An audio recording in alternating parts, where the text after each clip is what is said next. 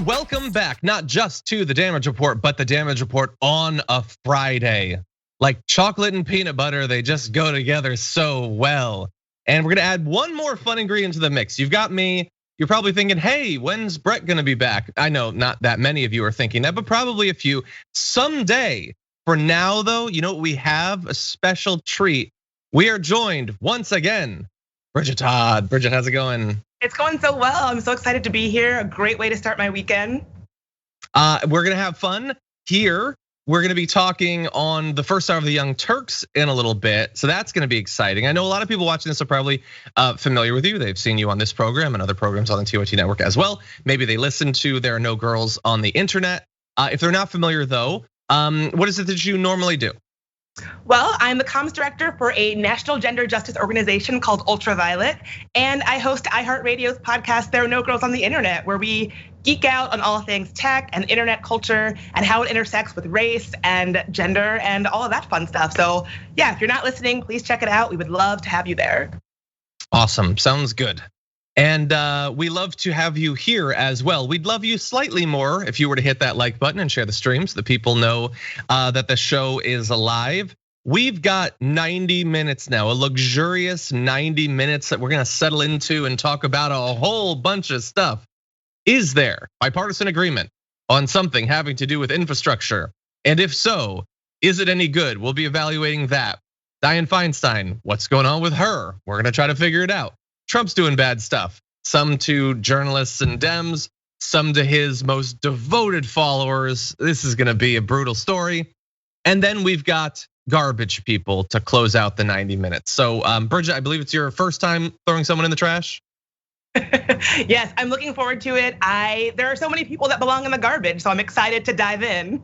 That is definitely true. Well, just throw them in there. Don't dive in there. It's nasty in there. But yes, we're gonna have some garbage people, so that's gonna be fun as well. Oh, by the way, really fast update on a couple different things. One, you should already know this. You probably already do know this, but after our show is finished, you know what happens? Regardless of whether you're on the TYT app, on Twitch, on YouTube, it is time for Indisputable with Dr. Rashad Ritchie. So you can stay wherever you're at. You can go to youtube.com/indisputable-TYT. That starts at 2:30 p.m. Eastern time, 11:30 a.m. Pacific time, and should be a lot of fun. Also, this is your last call, not for drinking, it's too early. What are you on, happy half hour? No, it's the last call for the Twitch pitch. If you wanna be the next TYT streaming star, this is the final countdown, as Job once said. You gotta get your submission in by June 18th, and semifinalists will be chosen after that. Apparently, a lot of good pitches have come in. Do you have one in you? We won't know unless you actually try. So go to tyt.com/Twitch pitch to get the info on that. And with that, Bridget, are you ready to jump into this? Let's do it. Okay. Whew, this is gonna be something. Jeffrey Toobin is back after disappearing from public view. Finally, he should have the first time. Disappearing from public view. He is back after being caught masturbating on a work Zoom call. And that obviously has to be addressed as he returns to CNN. So he and Allison Camerota had a talk about it, and boy, do I have some thoughts about this. So here's the introduction to that admittedly incredibly awkward conversation. I feel like we should address what's happened in the months since we've seen you, since some of our viewers may not know what has happened. So I guess I'll recap. I'll do the honors. Help yourself. Okay.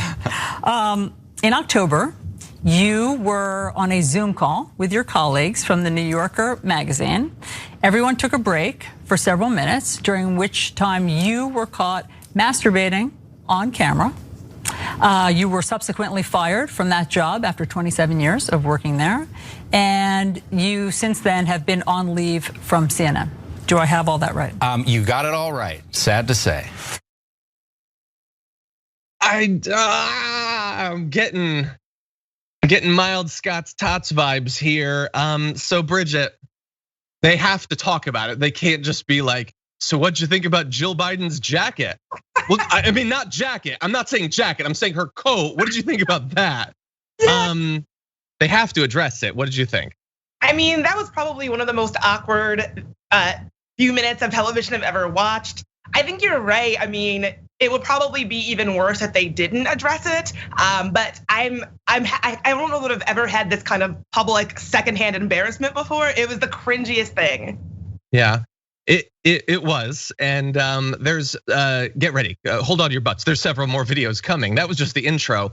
And by the way, I'm not necessarily, I can't predict what the audience expects, but I'm not necessarily going to come out on this exactly as they might expect. That said, right off the bat, I wouldn't have had her have to recap it. That doesn't seem quite, maybe that's the most minor part of the story, but make him say what he did. Why does Alison Camerota have to say it and then have him sort of smiling say, "You got me"? Like, I don't like that. Good point. That it seems a little unfair to make the woman have to go through the incredibly painfully awkward process of breaking this down. He doesn't even really have to say it. He just has to sort of agree that it happened. I didn't even think about that, but I think you're exactly right. Yeah, so let's dive into the substance of this. Here's the next bit of their talk. Okay. To quote Jay Leno, what the hell were you thinking? Well, obviously, I wasn't thinking very well or very much, and it was something that was inexplicable to me. I think one point, I wouldn't exactly say in my defense, because nothing is really in my defense. I didn't think I was on the call. I didn't think other people could see me. You thought that you had turned off your camera? Correct. I thought that I had turned off the Zoom call. Now, that's not a defense. This was deeply moronic and indefensible, but I mean that is part of that is part of the story. Second most minor part of this, Bridget, he's doing a lot of like this. Don't just keep your hands to yourself, visible, but to yourself. Okay, so Bridget, did you doubt? Did anyone doubt that he thought that he couldn't be seen? I have a hard time believing it. I mean, believing what? Believing that he truly thought that he couldn't be seen. I mean, I don't know. All I'll say is, we've all been using Zoom since the pandemic. I think at this point, that when you go into a Zoom, your camera's visible. This is what he says, this is what he's saying. But I also think I really want to push back on the way that he's framed it, that it was just a moronic thing. This is a pretty serious workplace misconduct thing. It wasn't just a mistake, a moronic mistake. A moronic mistake is when you reply all on a group email. I really am uncomfortable with the way that he's framing this as a kind of a silly whoops moment, because it's pretty serious. Sure. So I think we part agree and part disagree, but let's dive into it and let's see. I agree with you that to the extent that he is framing it as not being serious, he's both, I think, objectively wrong, and also it's not up to him. But I do think he needs to make clear, if it wasn't intentional, then that's an important part of the story that he needs to make sure we focus on. And I'm trying to figure out if we disagree on this. I just assume obviously it's a mistake, because so the alternative is he was on a work call with a bunch of journalists and purposefully masturbated where they could see. That seems like the quickest way that's like a George Costanza, I want you to fire me sort of situation. He's done then. So I just assume it can't possibly have been on purpose. There have been other people. There have been Twitch streamers that have been caught masturbating or having sex because they forgot that their camera was on or whatever. I have a friend, actually, a journalist, who didn't know that her partner was on a work call, so she walked naked through the background of a shot. Obviously, accidental things happen. That's not to say that it's not serious, but I assume it had to have been accidental. Yeah, I mean, if it wasn't accidental, then we're talking about something like a completely. Then it's insane, right? If it wasn't accidental, it's Louis C.K. at that point. That's crazy.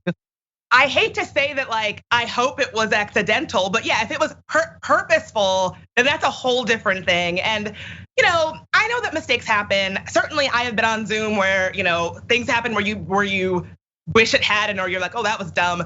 But I guess I feel like even if his camera was off, even if things had went the way that he was thinking they were gonna go, it's still really unacceptable. Yes. Yeah. No, I think we can all agree on that. And even then, there are concerns of like potentially about, well, did he think that his camera was off, but he was still watching their cameras? Because then that's kind of uncomfortable in its own way. Yeah, but I think that's a core part. Okay, there's a little bit more of this. Let's turn to that.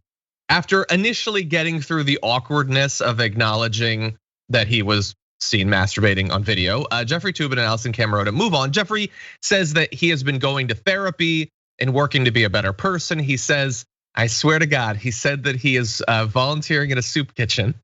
Good, I'm glad they need help, but are you volunteering with the blind too? Like that's the most stereotypical, no, I'm seriously trying to change thing, which is good, do your volunteering. And then he mentions that he's working on a book. Don't plug your book right after you hide behind soup kitchens, do one or the other. But anyway, and he's working to be a better person, which that's good. We should all be working to be a better person. But if your point is, it was a total goof, I didn't mean to, well then why do you need to be a better person? That seems to acknowledge something else. Anyway, for me, this isn't so much about him, it's about the experience of the other people who had to deal with it. So that's where Allison Camerota moves to in this video. I'm sure you've replayed that embarrassing moment over and over many times. Have you ever thought about what it must have been like to be on the receiving end of that Zoom call? Well, I haven't just thought about it. I've spoken to several of my former colleagues at the New Yorker about it, and they were shocked and appalled. I think they realized that this was not intended for them. I think they realized that this was something that I would immediately regret, as I certainly did. And it was that day that I began apologizing. And that is something that I have tried to continue to do, both publicly and privately.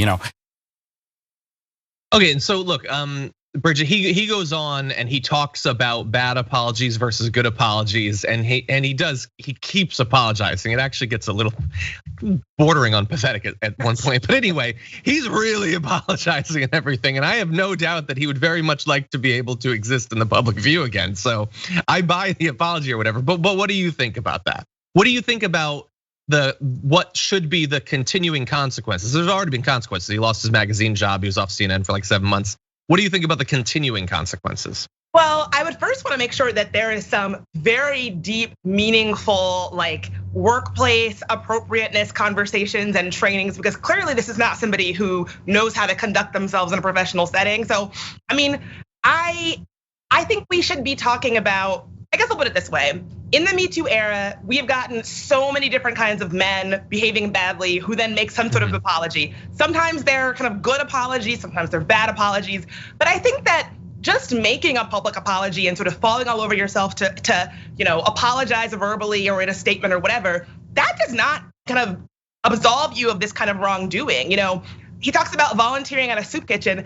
I need him to connect those two for me. Like, what does a soup kitchen have to look like? Workplace masturbation, I think throwing the book in there is a little bit questionable, as you said. I would like to have a deeper conversation about what, in fact, the consequences, other than losing his, New Yorker job, what the consequences actually look like.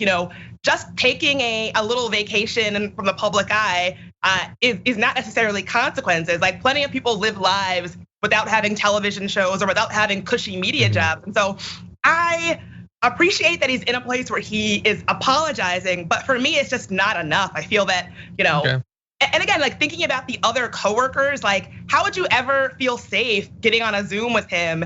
If his camera's off, like what is he doing? I think these are all questions that need to be answered by him because he's the one that messed up. That's true. Yeah, it is sort of weird though that like one of the consequences so far has been out of the public eye when that would have helped him avoid all of this if he had just nailed that part to begin with. I agree. I don't know. Like if you, so I don't know if they have to do Zoom calls anymore or whatever, but like, yeah, what would the other employees be thinking at that point? I don't know, but then, and we don't have time to delve into all this. I also think like, so what would have happened if he was newly hired as a person on air and wasn't a senior person? Or what if he was a producer that was on one of these joint calls or whatever and had done it. I don't know. I wonder about all of these things. And it also seems sort of weird that like, especially because you pointed out, there's been a lot of forms that this like bad behavior has come in. Like some of them, as we sort of alluded to earlier, is intentionally forcing someone to watch you masturbate. And like some of those people haven't faced the consequences that he did for the probably accidental, but still obviously wildly inappropriate masturbating. So I don't know, I will say, like, there are other people that can do that job. It's not like any one person is indispensable to the world and the world is done if you can't have that person's political take or whatever. I don't know. It's a weird time. Having him on it all is so weird to talk about it. I don't know. No, yeah. Like, okay, so I appreciate on YouTube if you don't find this so interesting, whatever, you're saying to move on, but like this intersects with a lot of stuff about what's appropriate, what consequences there should be, intersecting with all of us working from home during the pandemic, and that caused a lot of issues. Some of them were just cute, someone's toddler walking in the background, some of them not so much. So anyway, those are my thoughts. Okay, so let's see. You know what? We're gonna go to our first break just a little bit earlier, so we have a lot of time to talk about the back and forth over infrastructure, the filibuster. Feinstein decided to take some of the heat off of Manchin by being one of the worst senators recently. So, okay, we're gonna move to that now. If you were in that's for that social break, Bridget, that was very nice of you, but no TYT people in the future. We're gonna make this tough. Oh. Anyway, thank you. What we are also gonna do is return to the news. So let's move on to this next topic. They've been saying it couldn't be done. A bipartisan agreement over infrastructure. Well, I would respond to there, it couldn't be done with, perhaps it shouldn't be done. And we'll see now, because apparently 10 bipartisan group of senators have announced that they've come up with a deal, and we're gonna give you details on it. The first detail is that we're gonna get a statement about it from one of the members of the group, Senator Kyrsten Sinema. So just to give you a bit of an idea about what's likely to be on the bill and what's not, she's involved in the group. So Senator Sinema had this to say: our group comprised of 10 senators, 5 from each party, which by the way, let's just acknowledge that's not even enough to actually get it passed with the filibuster existing if there's only 5 Republicans on board, but we'll return to that. Has worked in good faith, no you didn't, reached a bipartisan agreement on a realistic compromise. There's little I trust less than Kyrsten Sinema's estimation of what's realistic. So anyway, this investment would be fully paid for, would not include tax increases. We're discussing our approach with our respective colleagues and with the White House and blah, blah, blah, blah, blah. But who's in it? So you have Democrats, Manchin, Shaheen, Sinema, Tester, Warren. So that is effectively a group of, give or take the most conservative Democrats in the Senate. And then on the Republican side, you have Bill Cassidy, you have Collins, Murkowski, Portman, and Romney. And they've come up with this framework that's expected to include about $579 billion in new spending as part of an overall package that would cost a little bit less than $1 trillion over 5 years, about $1.2 trillion over 8 years. It's expected to address a narrower range of physical infrastructure projects and to avoid the Democratic push for tax increases. Let's be specific about that. About rolling back some of the tax cuts that happened just a few years ago under Trump. They're not random tax increases that they just came up with. And it's not even fully going back to the level of taxes that we had under President Obama. They will also, and this is something we are gonna return to, suggest indexing the gas tax to inflation as one of the mechanisms for paying for the plan. So, Bridget, I've thrown a lot out there. We don't know how Biden is gonna respond to this, let alone other senators, but what do you think about what you've heard so far?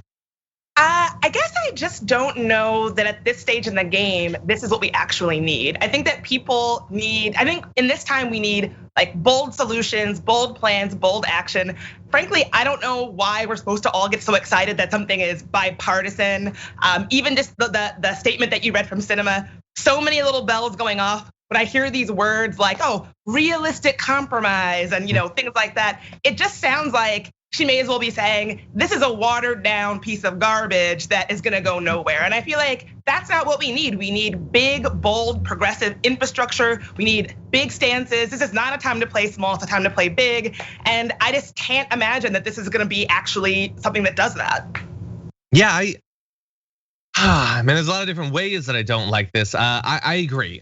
Cinema calling it realistic. Well, what does that probably mean? It probably means it doesn't do anything about climate change. It doesn't go nearly far enough. It plays into the months of BS. Hey, infrastructure is only a pipe sort of arguments that you had on Fox News, that I'm obviously sick of, and I wonder if could even pass, if it's even intended to pass, because as I said, it doesn't even include enough Republicans in it right now that it would be able to overcome a filibuster. Then you have the question of, would the House actually pass that version? Does Biden even support it? I mean, maybe. Biden has already twice significantly cut his initial compromise, what I consider a compromise price tag of $2.3 trillion. So cutting it all the way down to 974 billion. And look, it's obviously complex. I'm assuming that's like for like in terms of the actual numbers over the same time frame. That's only like, what is that, like $200 billion more than the initial Republican offer? So the Democrats will have come down $1.4 trillion. The Republicans will have gone up $200 billion. So they'll have compromised 1/7 as much as the Democrats when the Democrats control the White House, the Senate, and the House. Does that seem like the way this system should work? Yeah, like how is that a compromise? That's not how compromises work in my book. No, not at all. And look, maybe they can get enough Republicans. Mitch McConnell says he's open to it. Of course, he could burp and it would be a lie, so God only knows. But Mitt Romney, like potentially, I'm just so sick of the whole thing. It's right around where Biden said he would expect, $600 billion in new spending above the baseline for it to, potentially be something he could sign on to, which again, think about the signal that sends to the various groups of Republicans and bipartisan, mostly conservatives that are talking about this. He says he initially wants $2.3 trillion, but then he tells them effectively, you can get by with just $600 billion. You negotiated with the 2.3 trillion. Why are you sending them information that allows them to undercut negotiators who might be pushing for more? And bear in mind the cost issue. It's not just what gets included, and this is gonna be far less than what we'd be talking about. So I don't know, like the $500 billion that's supposed to go over, over a decade to building out the EV charging infrastructure that would allow it to finally reach something like maybe kind of like parity with gas stations and would be necessary for us to fully switch over. I don't know if that's gonna be included in there, but they're getting rid of the tax increases. So for the rich, for corporations, they're getting their money's worth with this negotiating group. But then what are they gonna do to help pay for it? They're gonna index the gas tax to inflation. And why not? Because the gas tax is a far bigger share of your income than it is of some billionaire. They don't drive 1,000 times more than you do. And so that is a regressive tax. And I understand that there are some environmentalists that think that the gas tax should go up to disincentivize buying gas cars and all that. That is an interesting philosophical point about the environment. But it is, especially when coupled with getting rid of tax increases on the wealthy, it is 100% making the bulk of the funding of this regressive in nature. Any thoughts, Bridget? Yeah, I think that you're exactly right. And I just wanna make sure that we lift up this idea that any kind of infrastructure plan that does not have meaningful climate change and does not address climate change in any kind of real way is just falls short, right? And so I hate the idea of continuing to let corporations and wealthy people really just not pay their fair share at a problem that they helped create. And so like, I'm happy that we're having a conversation about infrastructure, but I'm no climate expert, so I don't know the nuances of like what kind of provisions in this bill most climate folks think would be successful or not. But I just think that I want to get away from thinking about infrastructure as like bridges and pipes and really address the sort of meaningful change it could have in our society. Exactly. Yeah, later on in the show, we're gonna be talking about droughts and the effect that droughts can have on electricity production. So these things are tied together fairly directly. Climate policy needs to be a consideration. And unfortunately, it looks like this bipartisan group is buying into the right-wing framing that they should be entirely separate things. That said, let's turn to another aspect of this, potentially a fun aspect of this, which is for months now, we've been dealing with the fact that people like Joe Manchin and Kyrsten Sinema, if they want to, can effectively tank any piece of legislation they want because there's the filibuster. And with that existing, you need to get 10 Republicans to have any chance of passing something. And so 1 or 2 Democrats, like, first of all, that's not gonna happen. But even if it were to happen, 1 or 2 Democrats makes it even more impossible. Well, what's good for the faux centrists can be good for the others as well, because with this new bipartisan infrastructure bill, if it doesn't actually address not just the infrastructure crisis that we're dealing with, but explicitly the climate crisis that we're dealing with, then in theory, a couple of senators more on the left could also tank it. And they could say that they're going to as a part of this negotiating process. So we don't know for sure yet how these senators are going to vote, but in response to that bill, the details of their negotiations, Senator Bernie Sanders said, the problem is this country faces enormous issues that have been ignored and neglected for a very long period of time. Even if you look at infrastructure from the narrow perspective of roads and bridges, it's inadequate. That's not me talking, that's the American Society of Civil Engineers. So the idea that after decades of work to get some sort of infrastructure bill, they're not even gonna solve the most core infrastructure concerns might turn off some senators like Bernie Sanders. You have Sheldon Whitehouse who says, I know of 0 people who saw the bipartisan infrastructure excursion as the vehicle for anything serious on climate. Unfortunately, the grip of the fossil fuel political apparatus on the Republican Party is too strong for that. I would just add, and not just on the Republican Party. But we also have this. So here is a bit of Senator Ed Markey on last night with Chris Hayes. It sounds like to me that they have a package which is climate denial masquerading as bipartisanship.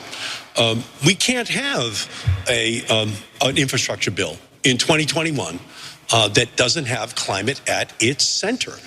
And any other bill that we are going to consider that does not have aggressive solutions to the climate crisis will just have that response, which I've been giving, which is no climate, no deal. That's the only way in which we can respond. This bill has to meet the magnitude of the challenges which the climate crisis is presenting to our country and to the planet. That's not bad. No climate, no deal. Glad to have him and not Joe Kennedy. Anyway, Bridget, should they either in fact or send out a warning shot that if this is, and we need more details obviously, but if it doesn't actually address that crisis, that they will turn and tank it themselves? I mean, with the caveat that we need more details, I say yes, and why not, right? I think that, I don't think it's helpful to sound alarmist, but Ed Markey is exactly right. In 2021, when you have parts of the country, buying respirators and things like that for fire season, when you have massive droughts and massive heat waves, we're in a heat wave in DC as we speak, it's unbearable. I think it is a farce to put out anything that does not have climate at its center. I think he's exactly right. And I think, this is the time for forceful, urgent action, not climate denialism sort of masquerading as bipartisanship. Exactly. I like that. Okay, let's turn to another topic, sort of related to this, not explicitly on the infrastructure bill, but it certainly could be a part of it. More and more past opponents of filibuster reform have been indicating that Republican intransigence over voting rights, their attempts to suppress the vote, and their lack of willingness to engage in anything like HR 1, the For the People Act, the John Lewis Act, all of that might change their stance and support some sort of reform. But not all of them, unfortunately. Senator Dianne Feinstein of the most liberal state in the country broke with colleagues who have said they would choose democracy and scrap the filibuster. She says, if democracy were in jeopardy, I would want to protect it, but I don't see it being in jeopardy right now. She said she wants to wait and see what happens with HR 1. Oh, good, let's wait until they filibuster and it's dead. Then we can talk about it. When asked if there were any filibuster reform measures she would support, she said, I'd have to take a look. Right now, nothing comes to my mind. And obviously there have been, for a while, some concerns about Dianne Feinstein. So the specific content, what she just said there is troublesome theoretically. The idea that she isn't even familiar with the potential filibuster reforms that have been discussed, and not even just getting rid of it entirely, but potentially lowering the threshold for how many votes from 60 to 55 or something like that, or making it a talking filibuster, or limiting the number of filibusters you can do, or any of these potential things we can talk about. Bridget, none of them are on her mind. But more importantly, democracy is not in jeopardy. Yeah, it's almost sort of, it's very frustrating to hear her say that. I don't know, it feels like we're living in two different countries. The idea that democracy is not in jeopardy, voting rights are being threatened all over the country right now. Access to abortion is being threatened all over the country right now. Like, I don't know what country she's living in, but it feels very different from the country that the rest of us are living in, where democracy is very clearly in jeopardy. Like, I don't see how someone could see what's going on and not think this is an urgent situation. Yeah, I don't know what it would have to look like for it to be in jeopardy. But I definitely agree with your point that we are living in at least two different countries. Yeah, I love getting these statements from these old rich senators, and they're like, "What? I don't see a crisis." Well, yeah, if I were you, I probably wouldn't either, because I don't know anything that's going on. I don't know a single working person. I haven't had to do any actual work for literally decades, since before cable TV. Yeah, you probably don't understand it. So I don't know, maybe she's watching, maybe someone from her team is watching. Here's a little bit of what's been going on as you've been ignoring all of it. As of just May 14th, so it's not fully updated, but this is what the Brennan Center has. Legislators have introduced 389 bills with restrictive provisions in 48 states. These are provisions to make it more difficult to vote in a variety of different forms. 22 bills have already been enacted. That was as of the middle of last month. So just in about 3 months, 22 separate bills, 48 different states have been considering cracking down on voting. And that's what we focus on mainly. We've done a billion videos about that, but that's not the whole story. At the same time, and you can get details on this, Steve Bannon at MSNBC has links to individual examples of all this. They've been hijacking election administration systems in literally multiple states, actively undermining public confidence in election results. That's most of right-wing media over the last 6 months. Positioning far-right anti-election ideologues to serve as secretaries of states so that they're in position to overthrow elections if possible. Targeting poll workers, including pervasive death threats. Intensifying voter roll purges to take away people's ability to vote when they have every constitutional right to do so.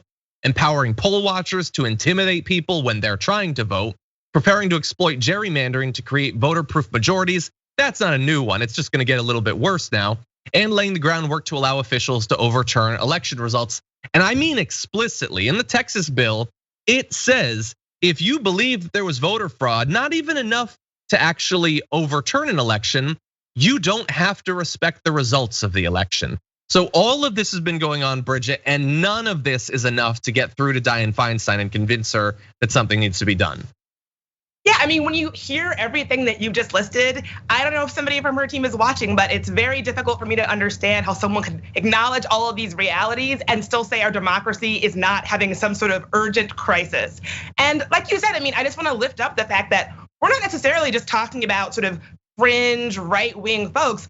This is stuff being pushed by mainstream publications and elected officials, and we've just sort of accepted it.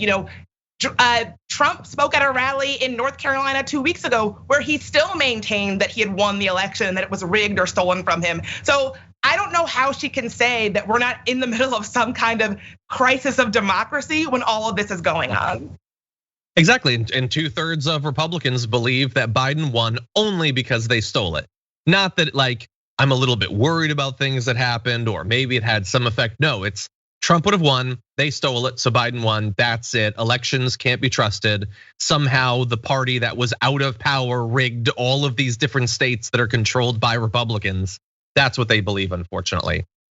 And while we've been trying to focus on Dianne Feinstein here, because we've obviously talked a lot about Joe Manchin, I just want to throw out his most recent statements about this. He says, this is yesterday, that things are going in the right direction, pointing to the passage of bipartisan bills cracking down on hate crimes and investing in tech innovation. Okay, I am glad that they got both of those bills passed. I am glad. Obviously, hate crimes always significant. The fact that there's been so much anti-Asian violence in America makes it even more important that we do something about this. By the way, some Republicans still voted against it, just I believe it was Josh Hawley, just looking at that. The ability of the Senate to pass a couple of obvious, how could you turn against this unless you're Josh Hawley bills, does not mean that the process is working. But he says it's a process that we're all benefiting from. But in what way? So you got those two bills, but they filibustered the commission on January 6th. They filibustered reducing the gender pay gap. So when he says we're all benefiting, who's the we in that statement? Is it that women who are still making less money to the dollar than men? Yeah, I mean, I guess you're benefiting. I guess some of the Republicans who are ideologically quite similar to you are benefiting. I guess, like your donors are doing pretty well. I guess you're benefiting. Not necessarily the country though. So anyway, progress has been very slow on the filibuster, and that's only in a few. People like Angus King, Jackie Rosen, but on others, Dianne Feinstein. So look at this. Manchin is in West Virginia, and he has to they say, well, no, it's super conservative. He has to be this way. Dianne Feinstein's in California, and this is the best that California can produce as a senator. Anyway, we are going to take our second break. When we come back, things have gotten bad. Did Obama expect it? We've got a recent interview with him. And then what was Trump up to? What was he using the DOJ for in the last hour or last year or so of his administration? We'll turn to some of the revelations about that after this. Okay, let's get into some of the political scandals going on out there right now. And this one was developing very quickly as we were producing the show and getting ready to go. But here's what we know as of right now. The Trump DOJ, they got up to some bad stuff at times, and we already knew quite a bit. Here's a new one for you. In 2018, they subpoenaed Apple in order to obtain the metadata of at least 2 Democratic members of the House Intelligence Committee. Okay, that may not shock you at this point, as well as their current and former staff and even family, including a minor. So not just looking into the personal browsing or communication behaviors of these members of Congress, which would be scandal enough, but their staff and their family members. So these subpoenas were part of an effort to find the source of leaks of classified information in the early years of the Trump administration. I mean, they clearly did not appreciate leaks. This is further evidence of that. Ultimately, the data did not tie the committee to the leaks. Apple informed the committee that the metadata had been seized after a gag order in the matter was lifted in May 2021. That's the only reason that we're finding out about this a couple of years later. The committee contacted the Biden Justice Department, which informed them that the investigation had been closed. So I'm sure some people will consider, well, what's the difference? It's not going on anymore. But it still seems like a massive breach of privacy rights, not just of politicians, but of private citizens that had nothing to do with any of this leaking. It wouldn't make it acceptable if they had been, but they hadn't. Now anyway, while Justice Department leak investigations are considered routine, current and former congressional officials familiar with the inquiry said that they could not recall an instance in which the records of lawmakers had been seized as part of one, let alone people who just happened to be their family members. So Bridget, what are you thinking of the Trump DOJ with the new information that we've had revealed to us? I mean, I'm sorry to report that none of this is surprising to me. We know that the Trump administration goes after their enemies in this way. I think going after kids who had nothing to do with this, I think is a new level of scumbaggery. But overall, I don't think anybody is really surprised. But I do think there should definitely be an investigation about abuse of power and the way that Trump and his DOJ looked into his political enemies. I think that there should absolutely be an investigation. Well, it's looking like that might happen. I hope it doesn't require a vote in the Senate though, because that's probably not gonna happen. So let's just get out in front of that. But anyway, we do have responses sort of that have been developing over the course of this morning to that. A little bit more information before we get to that though. The records of at least 12 people connected to the intelligence panel that the Trump DOJ thought might have been the source of these leaks were eventually shared. Adam Schiff was one of them, Eric Swalwell as well. And so that makes it seem even more personal. The fact that those 2 particular congressmen were focused on, I'm not related to them or anything. It's just that man, Trump really had an issue with Adam Schiff especially. I mean, Adam Schiff was one of those rare congressmen that got a nickname from Donald Trump. So the idea that the Trump DOJ was focusing on them, that's sort of a problem. Now, what's gonna be done? Well, Adam Schiff, one of the focuses of this, he said Trump repeatedly demanded the DOJ go after his political enemies.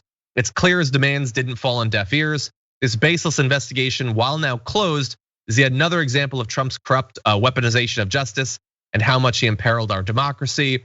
I understand that a lot of people watching this probably are sick of Adam Schiff. I understand that. That said, it's still bad. It's bad when Trump did it. It's bad if the Dems do it, and do not write out the possibility that a Democratic administration might get up to something like this.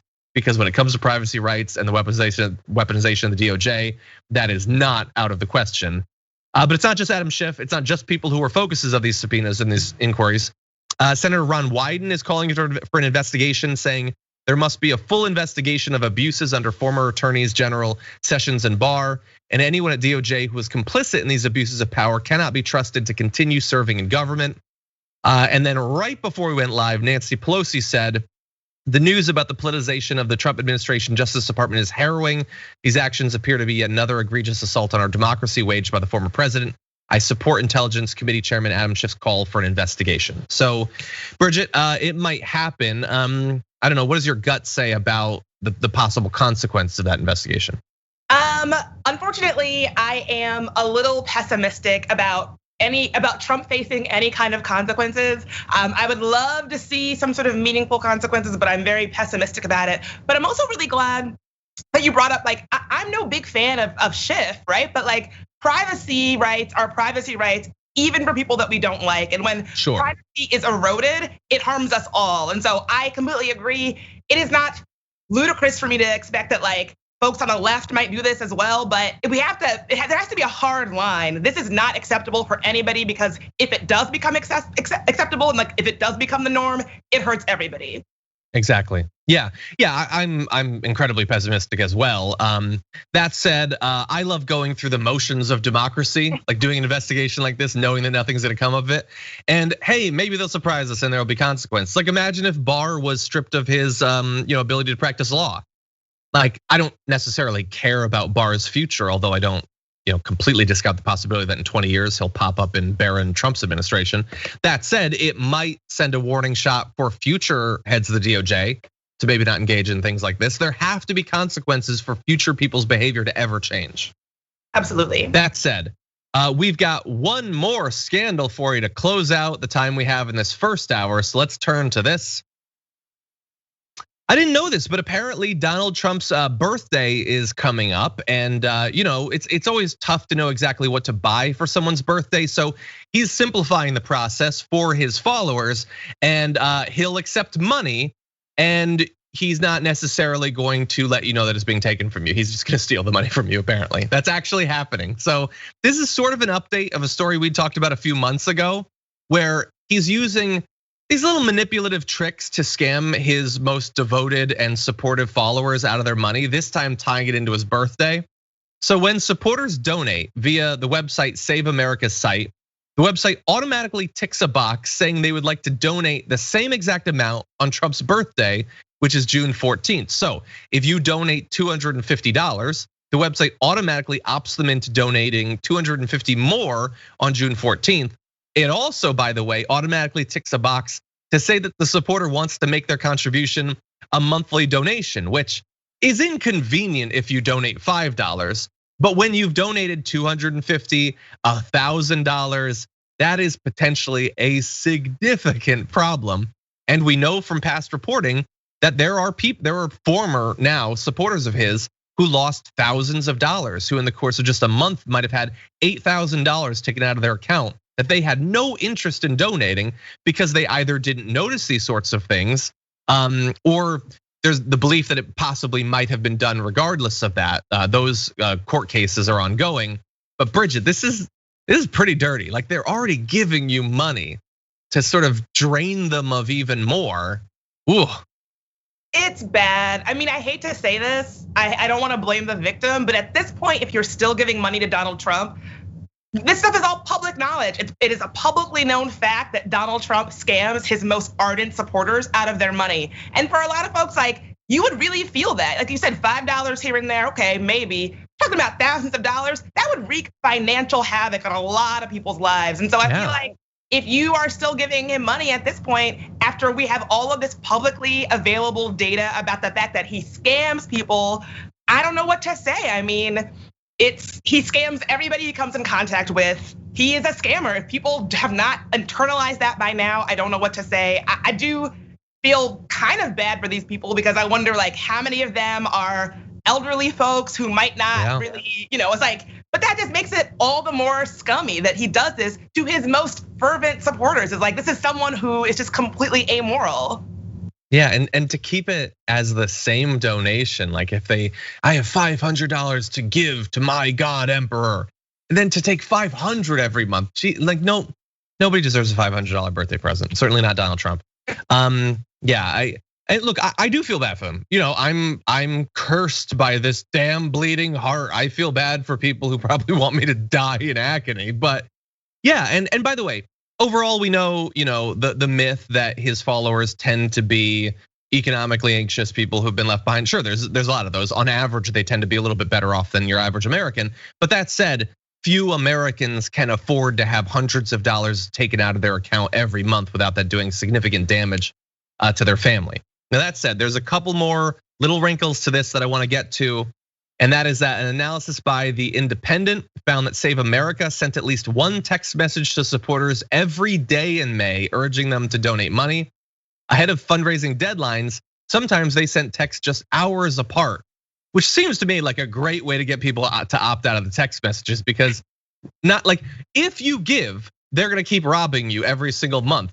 And even then, they're still gonna be begging for more money every couple of hours. That seems like a lot. Then they lied about that too, with some of the texts looking like they were personally written by Trump or his relatives, including Eric Trump and Donald Trump, who remember said years ago they were gonna stay out of politics, or Melania. One example was Eric and Don Jr. It's so important that we're both texting you. Well, how does that work out? Does each one have a thumb on the phone? Are they passing it back and forth? Here's how it works out. Neither of them were involved in this. Neither of them even knows that it's happening. It's so, from top to bottom, so dishonest. Yeah, it's bad. I used to be the kind of I used to work in places where I sent these kind of donation requests. Every best practice of how you do this, they are breaking, and they're not just breaking it, they're like lighting it on fire. The fake, oh, this is just me personally texting you. The very intense, urgent, I don't want to have to tell Trump that you ignored him. Not only, my God, yeah. Goes against the best practices of how online fundraising works. Yeah, my favorite of that was they would often do on Facebook ads. It was, we're gonna deliver a list of supporters to Trump. You don't want to not be on that list. I just like, you believe that they're like walking into the Oval Office at that point, like a big stack of papers, and he's like, where's Tim? No, that's not happening. None of this is happening. And look, you make the good point that a lot of people do things like this, not necessarily as egregious as the birthday thing or the, like the forcing it to be every month, but it isn't just Trump. And so when we're focusing on this now, and when we were a few months ago, look, it is partially that I want to get through to some Trump supporters and let them know that they're being scammed. Partially, I want them to stop doing this, but I also want this to be a thing that people think about for politicians other than Trump and organizations other than Save America. Be careful of those automatically ticking boxes. I want people to support politicians and groups that they like. Definitely do. I want people more involved in politics, but I don't want them to be scammed, especially working class Americans that are barely getting by and desperately need the help of politicians. What they need least is to have their last dollars robbed by politicians. So give if you want to, that would be great, but I don't want anyone to be obligated to do so. So be aware of this. Now, that said, that is all the time we have for this first hour. So all of you on the linear platform, thank you for watching. Those of you on Twitch and YouTube, we've got a lot more stories to get to. So we're gonna take a short break, but then there's more coming up after this. Welcome back, everyone, to the last half hour, the last third, the best third, they say, of the Damage Report. The linear audience has unfortunately moved on, but we've still got you, Twitch and YouTube. Thank you for being here. Bridget, now we can relax a little bit. And so I wanted to touch base with you. Did you come up with any favorite people? I did. So my favorite podcast is called You're Wrong About. The host, Sarah, actually both of them, Sarah and Mike, are my friends in my head. If you listen to the show, you know they're always like debunking scams and sort of moral panics. Whenever I encounter something that I know is a scam, I just hear their voices in my head. So they're my best friends, even though we've never met. No, that's awesome. Well, maybe someday, maybe someday. Thank you to everybody who already replied to my tweet. I grant you that I have a weird Twitter account that occasionally vacillates immediately between, acknowledgments of US complicity in genocide and stuff like that to then, hey, what's a nice thing that's going on? That can be weird, I get it, but that's what you sign up for. Anyway, speaking of signing up, we did want to let you know that we are in our generally once a year sort of membership drive. Our progressive change machine, Be the Change campaign is going on right now. So first of all, if you're already a member, as many of you watching, especially the live show already are, thank you for being a member. Whether you're a member of TYT, whether you subscribe on Twitch, whether you're a member on YouTube, whether my channel or TDR, that's awesome. And I absolutely love that. If you're not, now would be a great time because we have had a reminder over the past few months of all the challenges that face us as a country, as a movement, and to be sort of one of the media parts of that movement to try to signal boost good messages, good candidates, good activists and all that, we do need support. This last year was a reminder of that. It was a rough time. A lot of media organizations either shut down or had to do big cuts of employees. We thankfully did not have to do that because we have you. And we'd like to still have you. And if we didn't already have you, we'd like to. So consider going to tyt.com/change and finding out about membership, the different perks that you get and that sort of thing. So if you could get involved in that, that would be great. Again, reminder, if you're on Twitch and you're interested in potentially streaming for us, the Twitch pitch is in its closing hours. It's closing time, it's last call. Go to tyt.com/Twitch pitch if you would be interested in potentially doing some streaming for TYT. We'd love to see what you've got. Now that's, by the way, really fast. That's the podcast that you mentioned. It's one of Sophie, the producer's favorite podcasts. So that's awesome. That's awesome. Anyway, with that said, why don't we get back into some news? Let's do this. How bad is climate change? Well, it's historic. It's coming to Nevada. Lake Mead in Nevada, the nation's largest reservoir by volume, reached its lowest capacity since the 1930s.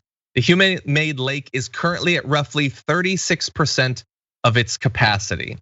So we've been really focused nationally on the pandemic, on public health concerns. That is definitely understandable. That said, kind of around starting this time, a lot of the country starts to experience wildfires, starts to experience droughts, and the pandemic has not done anything that makes those things less severe or less likely to occur. So we're gonna get into some of the consequences of Lake Mead being so low. But Bridget, this is a reminder. No, all of those problems that we put a lot more attention into before the pandemic, before that took so much of our public consciousness, that is still there. Yeah, it is still there, and it's so important. I think that for a long time we talked about climate issues like some sort of abstract thing, or talked about it like, oh, save the whales or something like that. But this is urgent. We're talking about people. As we know, climate change disproportionately impacts low income people, people of color, indigenous communities. And so it is a racial justice issue. It intersects with so many issues, and it's very urgent. So I'm so glad to see you representing it on the show. And hopefully if we talk about it with the seriousness that it deserves, we'll actually get somewhere with it. Well, thank you, I appreciate that. And it is very serious, but it's also serious for a reason that I don't think about very often when talking about this. So first, the obvious one, then we'll get to the less obvious. First of all, roughly 1 in 10 Americans depend on the Colorado River for some of their water. And the basin also provides irrigation for more than 5.5 million acres in the Southwest. So right off the bat, actual access to water for individuals, water for agriculture, this is significant. And that, look, they're focusing on this particular river because they're focusing on this particular reservoir, but the drought is real. And we're gonna show you how wide it spreads. there are very serious concerns going forward about access to water for millions and millions and millions of Americans. So that's something that we don't necessarily talk about every day. But bear in mind that when we talk about climate change, we sometimes focus on the extreme weather events like hurricanes and things like that. This is the sort of less sexy, less immediately in your face consequence that is going to have an effect on lots of communities, lots of individuals. Now that said, there is another consequence, which is access to power. In normal years, the dam that reservoir is attached to provides enough electricity for 8 million people. And according to one of the Bureau of Reclamation spokespersons, every foot of lake level decline means about 6 megawatts of lost capacity. The Hoover Dam's energy capacity has already dropped 25% by Tuesday. So it isn't just that we don't necessarily have access to the water, and that theoretically it being down to 36% now, imagine, project out 10, 20 years and imagine what if it actually runs dry.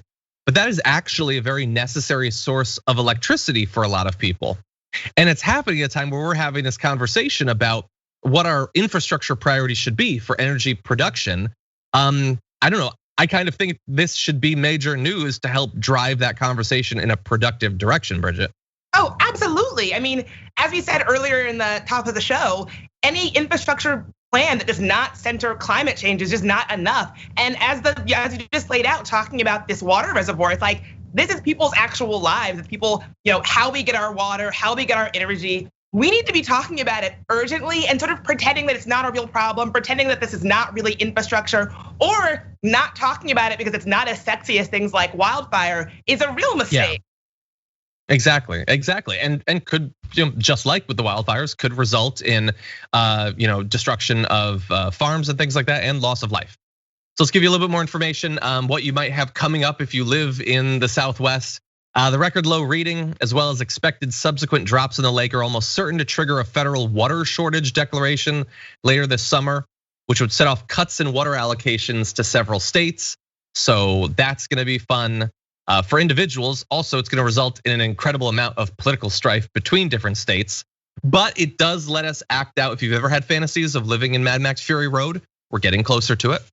And by the way, let's just jump ahead to this map of the drought to show you how bad it is. This is as of yesterday.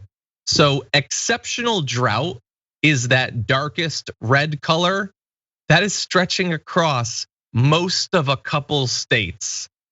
And I'm trying to see, it looks like it doesn't quite hit us here in LA, but we do have extreme drought, so that's fun. Not as good as exceptional. I always want the exceptional, but that is a huge portion of the country, cities with millions and millions of people in them, and agriculture and rivers that feed, actual, like, to get our water. So I don't know, it's so significant. And again, there's the sort of, I guess, the side effect or the silver lining that this is going on when we're having a conversation about how much of our focus on legislation, the budget, and infrastructure spending should be on climate change.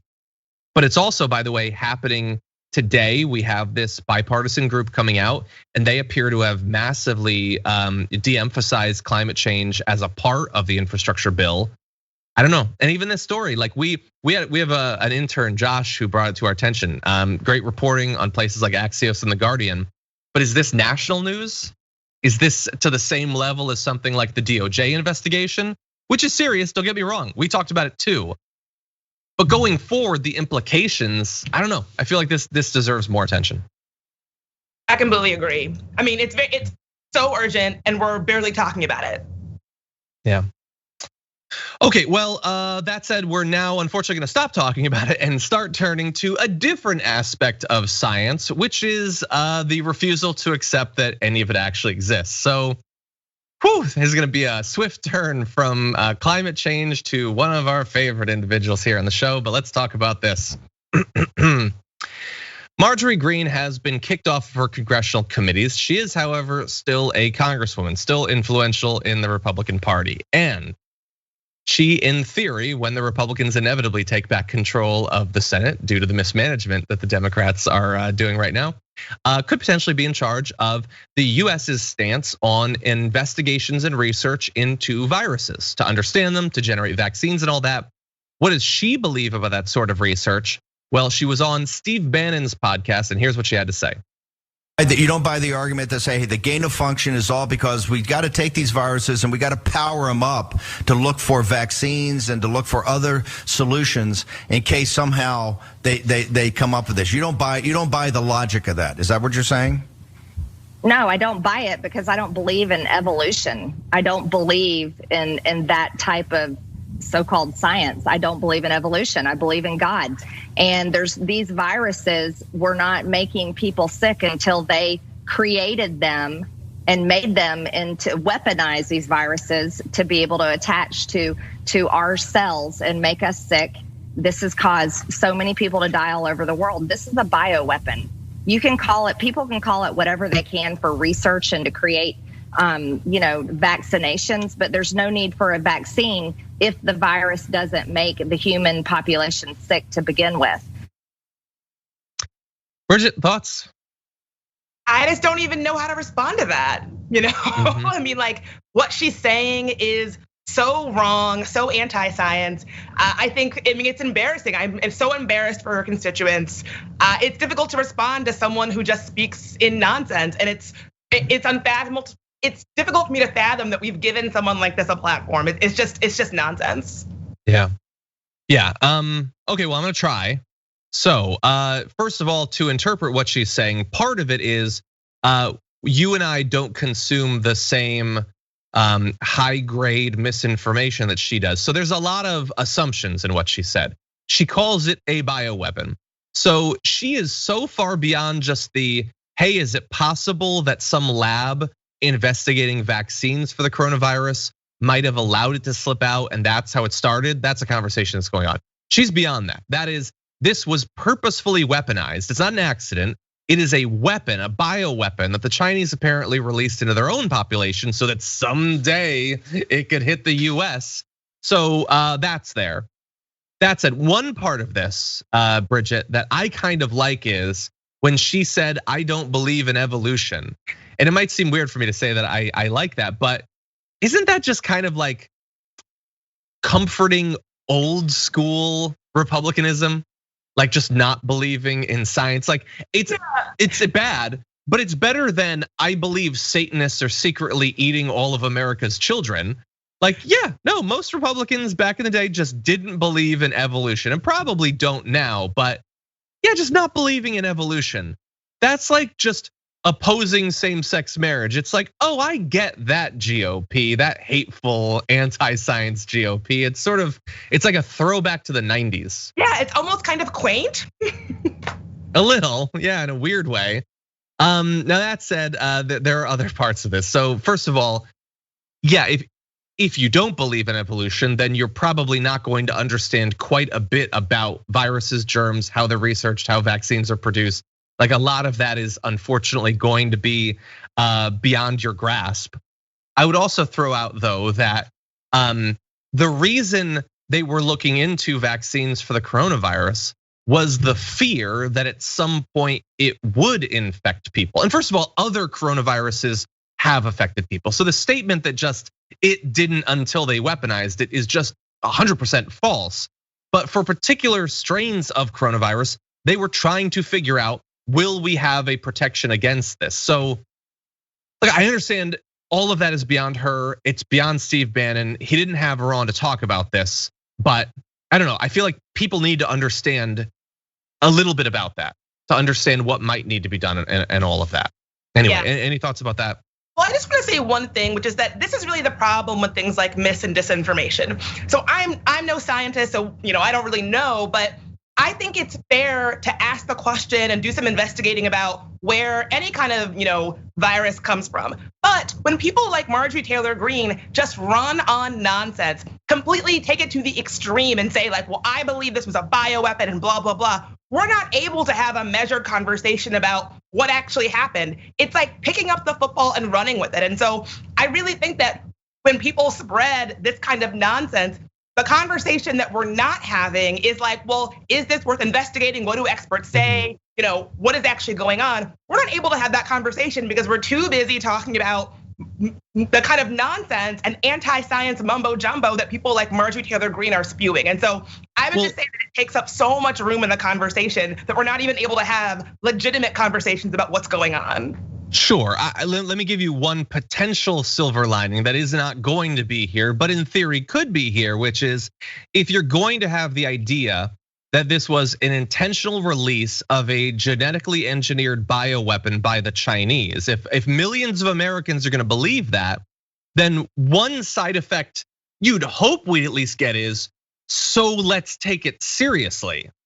If it's this super weapon that the commies released on us, let's wear masks, let's socially distance, let's get vaccinated. But we don't even get that.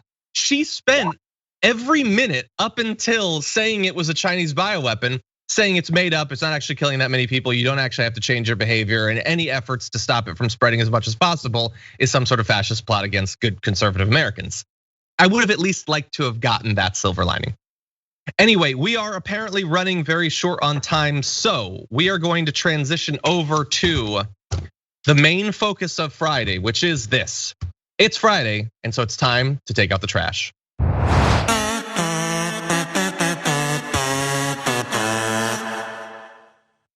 Okay, there has been clearly a lot of garbage, high quality garbage, such that our earlier story about Marjorie Greene didn't even land her in here.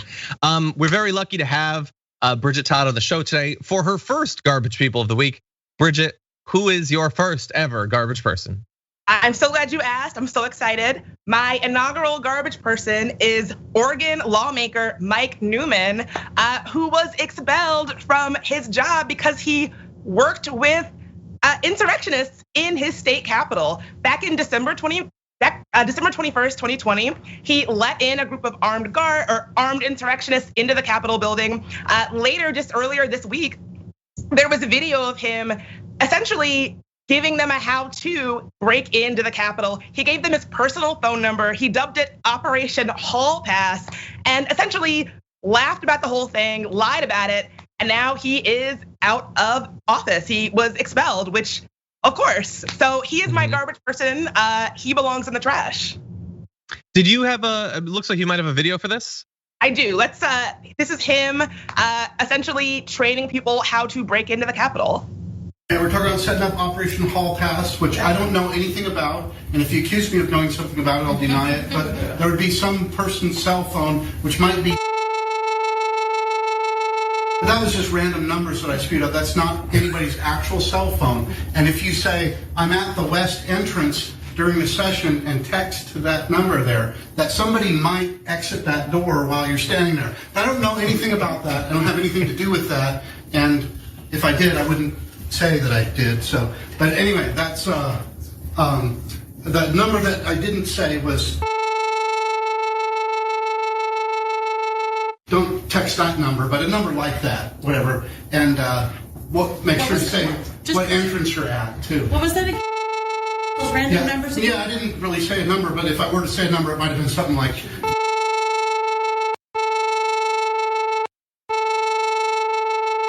You'd have to say what entrance you're at, but don't worry about that. Nobody said anything, and random numbers. There's no there. So anyway. Oh my God, Bridget. Garbage belongs in the trash can. Oh my, I hadn't seen that video. I mean, I knew about the guy, and thankfully he's now been kicked out, but whew, like the instinct for self-preservation was just on air, devoured by the instinct to be the cool guy in the room. Like you could have actually hidden what you're doing to make it a little bit harder to make the case against you, but he wanted to have fun.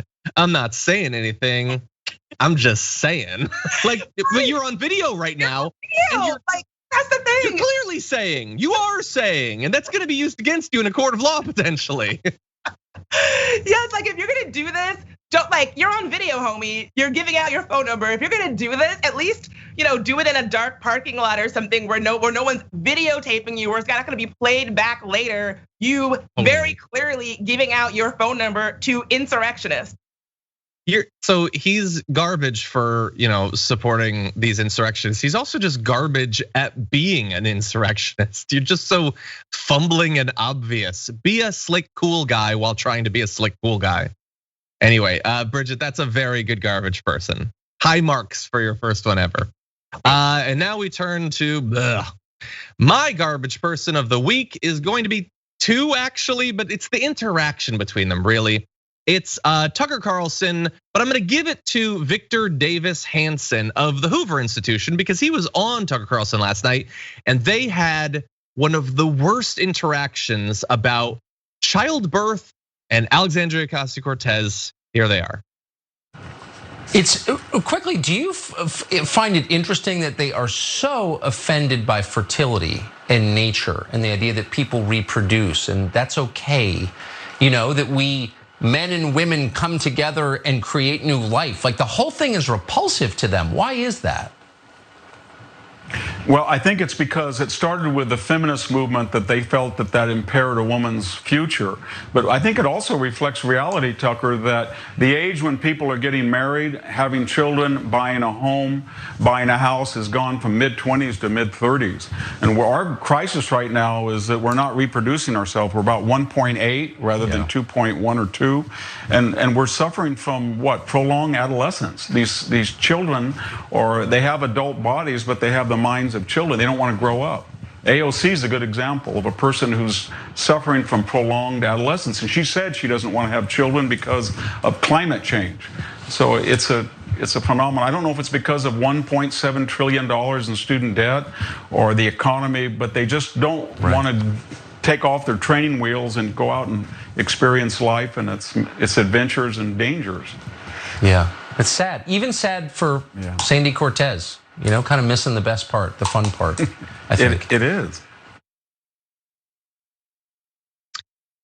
I'm gonna miss a couple of the terrible things about that because there are so many. His continued insistence on calling her Sandy Cortez, like a child there. So much of that. First of all, just factually, you gotta love, why don't they wanna have kids? I mean, some of them say it's because of the $1.7 trillion in student loan debt and the economy, but why don't they just take off the training wheels? That's not how that metaphor works at all. That's like saying, well, you know, the road to be on your bike on is only 2 inches wide and you fall over into magma and sharks with lasers on their heads. But I don't know, why don't they take off the training wheels? No, in that case, I want training wheels because it's really dangerous. You just made my case, you bozo. Those are all great reasons why people would be less inclined to have kids. Notably, they're not the reasons AOC has said she's worried about having kids. They are also lying about that. She has said that she's worried about what world she would be bringing her kids into when it comes to climate change. She didn't say, I'm not having kids because of that. And for them to say that, to have that interaction, that obviously planned interaction, just not that long after, in the wake of the Capitol attack, she did an Instagram live where she told Katie Porter that she was scared to die, that she would die on that day before being able to have kids. That was one of the things that she feared would stop her from having kids. Not, she's dumb and childish about climate change or whatever. That was one of the most condescending couple of minutes of video that I've seen in a very long time, Bridget. Yeah, it's pretty disgusting. And I hate the way they just openly mock her very genuine pain. Like she went through something pretty traumatic and I hate to see them just openly mocking her for speaking up about it. I think it really sends a terrible message and these people are both garbage. Yeah, 100%. There's so much more about that that's terrible and we unfortunately don't have time, just disgusting. And like, yeah, it's the left that's really uncomfortable and fears sex and childbirth. That's definitely what it is. You guys wanna outlaw literally everything fun, but whatever, that's my garbage person, that dude. Look up his history. He said some fun things in the past. Anyway, what about you? What about the community garbage person of the week? Well, 32,000 of you voted this week, and here are the top 5 with a triple tie at numbers 5 through 3, I guess. At 6% of the vote, you have Magneto Woman for claiming vaccines cause magnetization. Really? She only got number 5? Also number 5 at 6%, Ben Shapiro for teaching racial slur etiquette. And then also at number 6, Lauren Boebert for calling Representative Omar an honorary member of Hamas. That was a fun one. Well, that leaves at number 2 with 27% of the vote, US billionaires for not paying anything in federal taxes. Hey, fact check, it's not that they don't pay anything, they pay 0.1%. Anyway, but number 1 with 55% of the vote, an overwhelming bit of political garbage, Joe Manchin for blocking progress in the name of bipartisanship. Thank you to all of you who voted this week. Thank you for taking part. Great garbage person there. Bridget, thank you so much for joining us. Where can people see more of your work?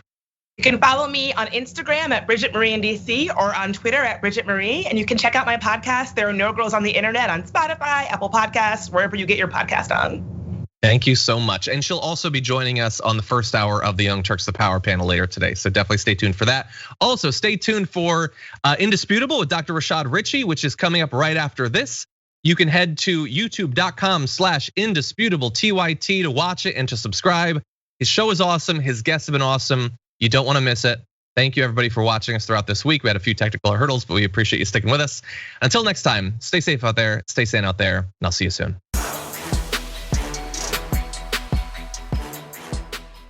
Thanks for listening to the full episode of The Damage Report. Support our work, listen ad-free, access members-only bonus content, and more by subscribing to Apple Podcasts at apple.co/TYT. I'm your host, John Adarola. I'll see you soon.